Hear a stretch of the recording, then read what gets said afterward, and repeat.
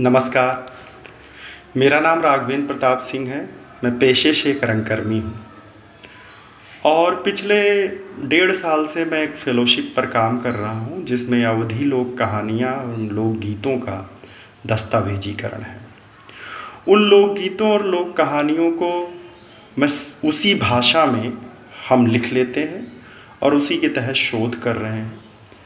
उसमें बहुत सारी कहानियाँ मिली हैं जो प्रतापगढ़, सुल्तानपुर, लखनऊ, बाराबंकी, सीतापुर के इलाकों में बहुत प्रसिद्ध हैं। ख़ास करके मेरे पास जो कहानियाँ हैं वो प्रतापगढ़, रायबरेली, सुल्तानपुर, अमेठी और लखनऊ के आसपास के इलाकों की हैं।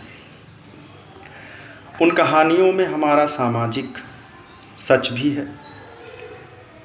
तो मैंने कोशिश की है कि क्यों ना यूट्यूब के माध्यम से उन कहानियों को सुनाया जाए, अपलोड किया जाए और लोगों तक पहुँचे।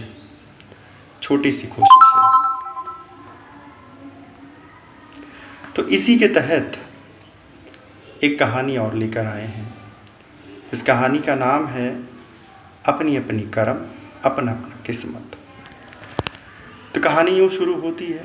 एक थे राजा, उनके 7 बेटियाँ थीं। 7 बेटियाँ बड़ी हो गई तो राजा उनको बुलाए दरबार में कि बताओ किसके कर्म और किस्मत से आप लोग खाना खाते हैं। तो सारे बेटियन कहिन कि महाराज महाराज हम आपके कर्म किस्मत से खाई थे। लेकिन जब छोटकी बिटिया रही वो कहे कि नहीं महाराज, हम अपने कर्म किस्मत से खाए थे। राजा गुस्सा आई है, अरे इतनी दुष्ट, कहा थी हम अपने कर्म किस्मत खाए थे। फिर राजा कहन ठीक है, देखा जाए। तो धीरे धीरे 6 बिटिया बिया हुई है। जब 7वीं बिटिया की बारी आए तो अपने सैनिक और सेनापति से कहन जा, जवन पूरे नगर में सबसे गरीब, भोज और बेकार मनई हुए वहीं से कर बियाह करा।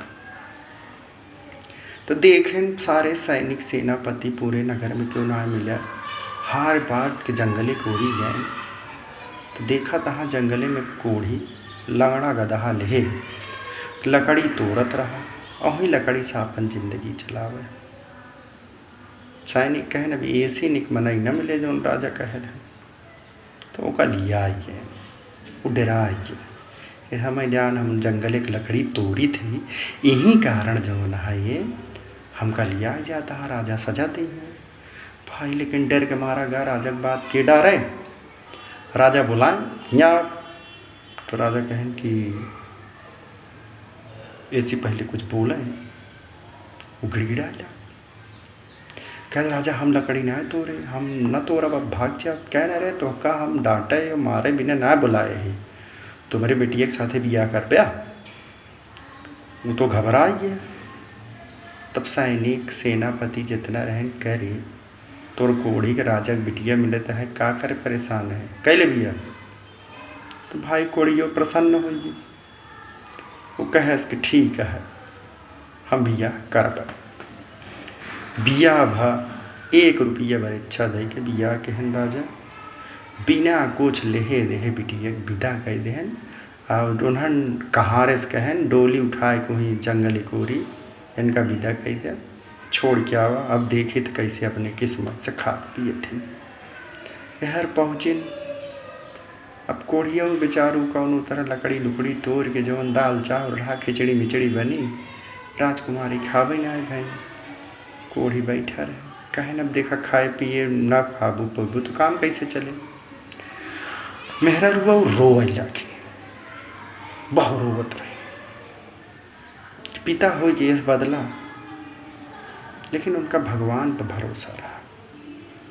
देखा लोक कहानी में भगवानों बड़े अजीब रोल अदा करते हैं। तो शंकर पार्वती मृत्यु लोक विचरण करते रहे। तो देखें खूब सुंदर के मेहरारू की पोड़ी के साथ बैठी रोती बा। कहन कि पार्वती कहन महाराज इनका समस्या का बेचारा पता किन जाए। कहने अरे मृत्यु लोका हियाँ ढेर सारी समस्या रहा, केकर समस्या दूर कर दू। कह नहीं महाराज चला। पार्वती की बात शंकर जी नहीं टाल सकते। तो गए पूछे, भाई का समस्या बा? तो बताई डाइन सारी कहानी। तो शंकर भगवान कोड़ियोग बुलाएं कि सुना, हे 2 लकड़ी देते हैं, जब एक लकड़ी तू अपना खोस लेबे तो खूब सुंदर का राजकुमार बन जाबे, और जब गदहवा खोज देबे तो खूब अच्छा घोड़ा बन जाए। तो भाई शंकर जी इतना कह के लुप्त हो गए, अंतर्ध्यान हो गए। हर कहानी में मदद करे यही 2 देवता आवत हैं, शंकर पार्वती। तो भाई सही होई है, वो खूब सुंदर घोड़ा, वो खूब सुंदर का राजकुमार लकड़ी खोज के खड़ा हो जाए। अब पूरा लकड़ी जहाँ जहाँ तोड़ा है, जौन अपने हाथ से लकड़ी छोड़ दें, वो सोना चांदी हीरा मोती की लकड़ी हो जाए, जैसे जौन लकड़ी रहा। अब रात भर लकड़ी तोड़े, दिन में कोढ़ी और गधा बन के रहा। और दिन में मेहरुआ जाए, ओका बाजार में बेचे, उसी से तुआ पिसान आटा दाल चावल खजाना पैसा सब लाई के आवा।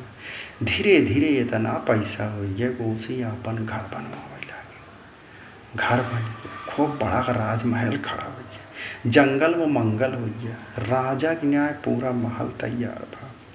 और धीरे धीरे राजकुमार वो अपन लकड़ी खोसे रहा है। अब धीरे धीरे कोढ़ी बनब छोड़ देहन, घोड़ो बनब छोड़ देहन, और गधाओ बनब छोड़ देहन, हो गए राजकुमार। वो हो गए खूब अच्छा घोड़ा, वहाँ राज करे लागे। भाई जंगल में क्यों आए बे, इतना मंगल के यहाँ चारों तरफ हल्ला मचिए, हल्ला मचिए तो सब आवे जाए लागे तो प्रसिद्धि हो लाग, सब दान दक्षिणा दे। फिर एक बार बहुत बड़ा यज्ञ गहन, वहाँ यज्ञ में गृह प्रवेश था कि अब घरे प्रवेश कर लेन जाए, सबको बुलावा का। ओमा आसपास के जितना राजा रहे सब पहुँचे, उनका खूब दान दक्षिणा दी लिया। ये अपने ससुरों को बुलाएं, यानी वो लड़की के पिताजी के, लेकिन रहस्य ना खोलें, लड़की उनके सामने पड़ी ना। पिताजी रहन भाई सबको यज्ञ भा, सबको दान दक्षिणा दीन गया, सबको बर विदाई भाई, सबके एक हाथी एक ऊँट पर खजाना लाद लाद विदा की गया। लेकिन अपने ससुर के राजकुमार जी रोक लिए थे। 4-5 दिन खियावत पियावत, खूब दान दक्षिणा, खूब सेवा। सब सोचा था भाई सबको 2 दिन विदा कर दें, हमका काहे इतना दिन रोके यहाँ। तो पूछे लागन राजकुमार से। तो राजकुमार फिर अपने मेहरारू के यानी उनके बिटिया के सामने ले आए।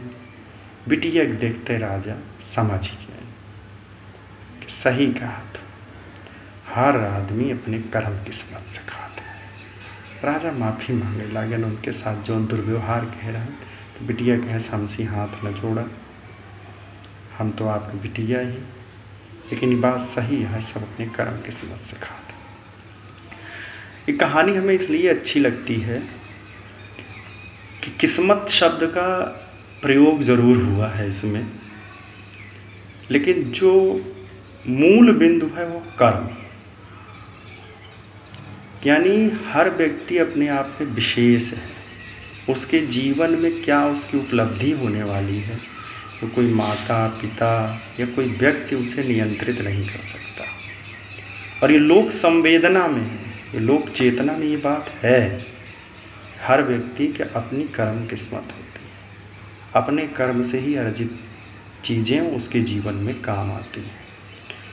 तो एक तरह से ये कहानी मुझे इसलिए भी अच्छी लगी। दूसरा, इस कहानी का रिश्ता विलियम शेक्सपियर का जो नाटक है किंग लियर, उसके आरंभिक खंड में यही बात है। लियर अपनी बेटियों को बुलाता है और पूछता है कि तुम किसके किस्मत से खाती हो। तो ज़्यादातर बेटियां उन कहती पिताजी आपके, लेकिन सबसे छोटी बेटी उसमें रहती पिताजी हम तो अपने कर्म और किस्मत से खाते थे। लियर इस पर गुस्सा आ जाता है, नाराज़ हो जाता है, उसको देश निकाला देता है, उस अपनी प्रॉपर्टी में हिस्सा नहीं देता है।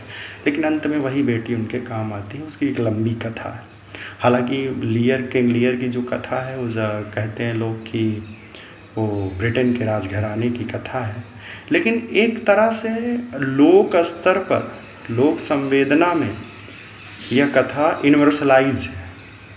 विश्व स्तर पर ऐसी छोटी छोटी घटनाएं मिलेंगी और उसमें एक सूत्र बिंदु मिलते हैं, तर्क मिलते हैं।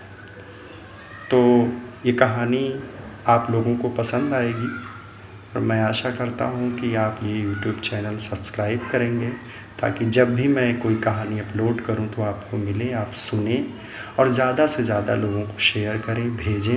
और ये मत सोचिएगा कि ये सिर्फ लॉकडाउन की खपत की उपज है, मैं ये लगातार जीवन भर जारी रखूँगा, क्योंकि मैं अपने कहानियों का डॉक्यूमेंटेशन इस रिसर्च के बाद भी जारी रखूँगा। और अभी बहुत सारे पुराने लोगों से मिलना है जिनके पास ये कहानियाँ स्टोर हैं। तो उम्मीद करता हूँ कि कहानी आपको बहुत पसंद आई होगी। Thank you. नमस्कार।